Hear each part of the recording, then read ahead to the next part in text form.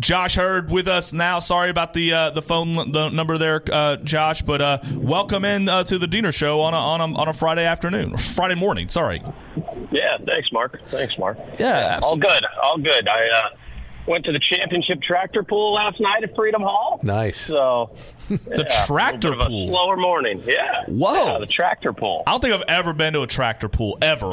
History of my life, but what goes on at a tractor pool? What do they pull? They have this call it a mechanized trailer, for lack of better terms. It has weights on it. It's I guess somewhat more sophisticated than I expected.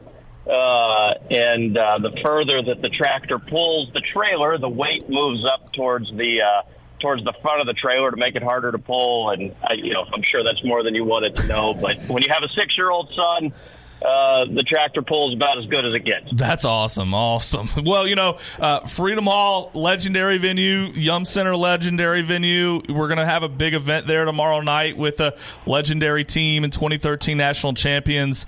I mean, what can fans expect when they see this team, come in that building again?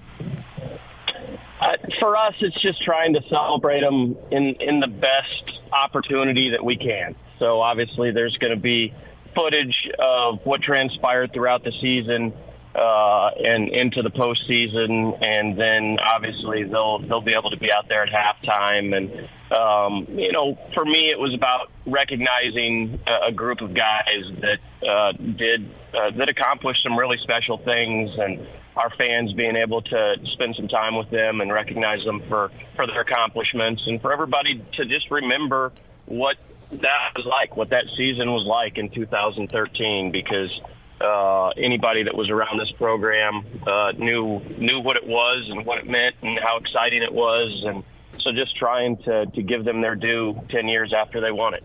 Yeah, and where were you in during that time, Josh? Were you a part of U of L at that point in time? I cannot remember. I got to be honest. Yes, I was. I think I was.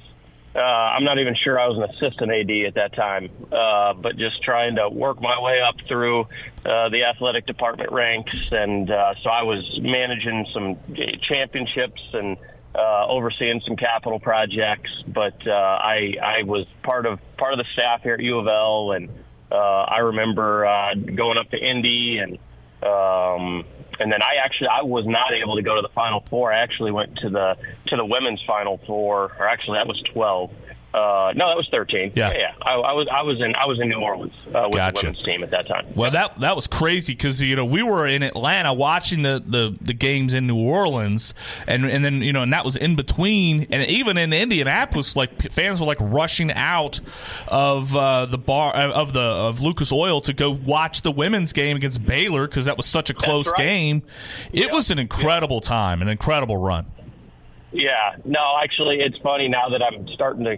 As you're mentioning some of those things, I remember doing exactly that. I remember going to I think we went to Rock Bottom Brewery in Indy. Yep. And then in New Orleans, I vividly remember watching. My college roommate grew up in New Orleans, and so I vividly remember watching those two games that were played in Atlanta, in New Orleans, and celebrating with, like I said, my college roommate. And, and I think a large majority of this town, I think this is one of those events that you remember exactly what you were doing. If you weren't in Atlanta, you're like, nope, I remember exactly where I was when they won that. Yeah, and a lot's been said over the vacation of records penalty, whether it's a legit penalty or not. But I think for this town, the banner, the two banners really mean a lot to the fans. And what went into the decision to contact the NCAA? What was that dialogue like? And how did we land on the coaches' poll language on that particular banner that will go up in the rafters on Saturday night?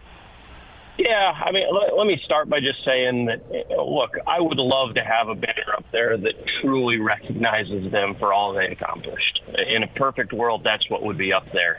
But obviously there was nothing up there. There hasn't been anything up there that's recognized that team for a number of years. And actually, I think my initial thought, if I remember this correctly, and I'm going to check this on Monday when I go to Duke, They have a number of banners hanging up, and some of their banners that they have hanging up say like AP #1 and some things like that.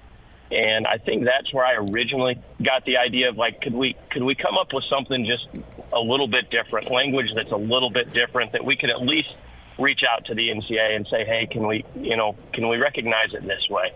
And so I ended up just drafting a letter and saying, hey, just what I've said in the past few minutes, this team accomplished a great deal, and they should be recognized in some form or fashion, and send it up. And I obviously had conversations. It wasn't just, hey, let's put this in the mail and, hope for the best. I had had a handful of conversations with NCAA staff, and it was, hey, we'll get it in front of the Committee on Infractions, and it'll be up to them. And so I wasn't overly optimistic. Why don't we say that? Well, sure. That they were going to come back with anything. And I received the response. It was a couple weeks ago, and it was literally just a very quick email. Here's the response to your request, and it's a full page letter, and right there somewhere in the middle of the paragraph it says your request is approved. Yeah, and I think a lot of people like that there is something. I know that there's some people that, like, I just want the full 2013 national champion banner up, NCAA champion up, but that's not reality. And I think some of that really kind of goes into the idea that, a lot of folks are frustrated with just Louisville basketball in general. They want at least part of that back, and they'll wait for the team on the floor to kind of come around. Yeah, I mean, look, I'd love to have it up too. Like I said, in a perfect world, it would be up. Unfortunately, we don't live in a perfect world. And so I thought this was better than nothing. Like I said, it gives us an opportunity to recognize that team. And I know how much that team means to this city, to the university. And so I thought that was a win. Josh, I'm sorry. And we're going to keep pushing. We're going to say, hey, is there another opportunity for us to make another request to put a banner up there that I think a large majority of us think should be up there. And so that's the end goal. Is it next year? Is it 10 years from now? I don't know. But that's the hope, that one day that, a banner can be up there just like it is for the 80 and the 86 teams. And then at that point, hopefully everybody is really happy. And I understand people's frustrations, but, I don't think it's like anything. If you don't know all of what goes into making a decision and you base it around just what you're thinking, then, you're going to say, hey, we can do this or we can do that. And I did all of that, to be honest with you. I want our fans to know, sure. Like I said, well, how come Western Kentucky has their banner up? How come Villanova has their banner up? Because those are the ones that I knew about. And so we asked all those questions, and we got educated and got to the point where we're going to be on Saturday. Well, no, yeah, you clarify. I was going to ask you, do you see this as a give and take? That, I mean, I know that you said years ago or maybe a year and a half ago you asked about it and the answer was just flatly no. Now you've gotten to the point where we've got tomorrow and that banner's going up. I think you kind of answered it. You maybe envision that this is going to be a continuing dialogue. At some point, you're going to maybe hope for the actual banner that we can all kind of agree on. I guess if anybody can ever agree on anything, right? Yeah, well, and you have to remember, so, NCAA staff changes, committee staff or committee members change. The Committee on Infractions is made up from membership, athletic directors, and I'm not exactly sure. It's not all athletic directors, but senior associate ADs, deputy athletic directors, things like that. And so whenever a committee changes, opinions change relative to that committee. And so clarification, that was the first request I had made since I've been in this role. Gotcha. Was the one that I made a couple weeks ago.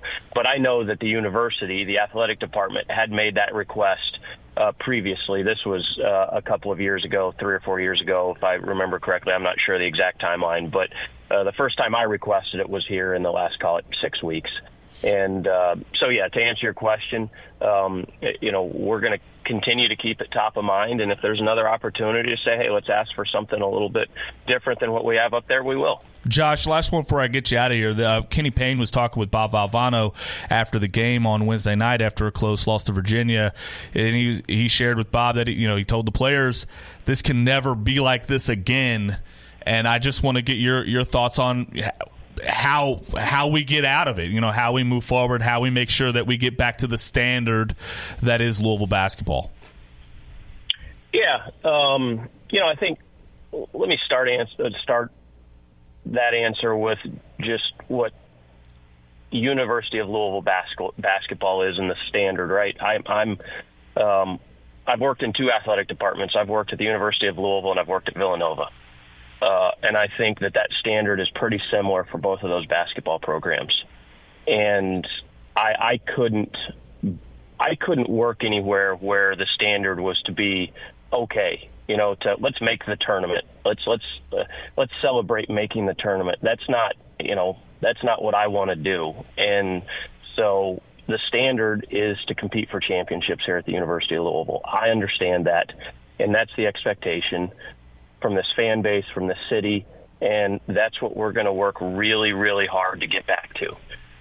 And now I'm not going to sit here and say these are excuses. In my mind, these are facts relative to where we are today. If you look at this program, for the better part of 7 years, it's been on probation.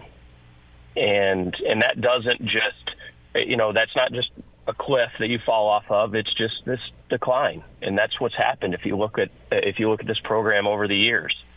And Kenny has a really difficult job. He knew that coming in. I've said it. I don't think anybody expected us to be 3-23, but that's where we're at right now. And nobody thinks that's acceptable. Nobody thinks that 500 is acceptable. People expect to be competing for championships here, and that's what we're going to try to do. And Kenny's going to have the resources to do that. And I think right now the only thing I would ask from our fans is you care deeply about this basketball program. The emotions that you invest into this program over the years have been tremendous. And that's what makes this program great. And I need you to continue to support this program because we're going to get it back to where everybody wants it to be, expects it to be. I can assure you this past year, for me, for Kenny, for his staff, for my staff, this has not been fun. To be honest with you, it's been miserable. It's just, our fans feel it. I feel it. Kenny feels it. And we are going to work really, really, really hard to get the talent in here.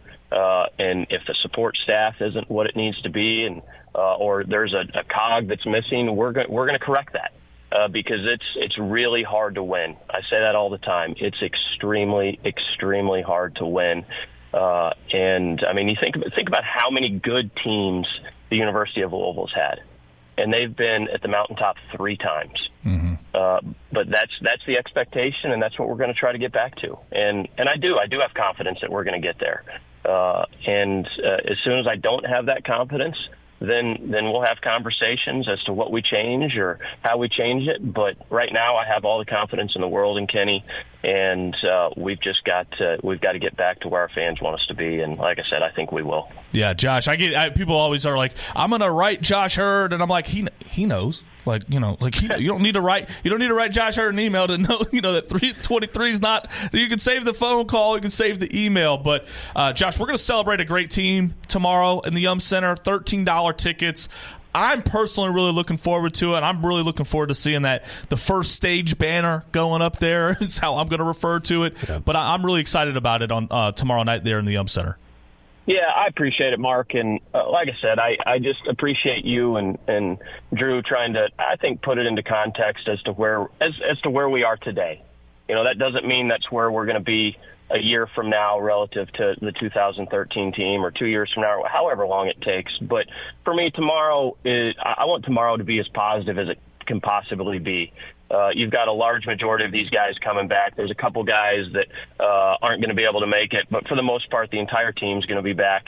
and I want them to understand how much they mean to this community, to this fan base. And so I just want them to be celebrated tomorrow. They definitely will. Josh Heird, Louisville Athletics Director, thank you so much for your time. We'll talk to you soon. Okay, sounds good. Thanks, Mark. Take care. Josh Heird.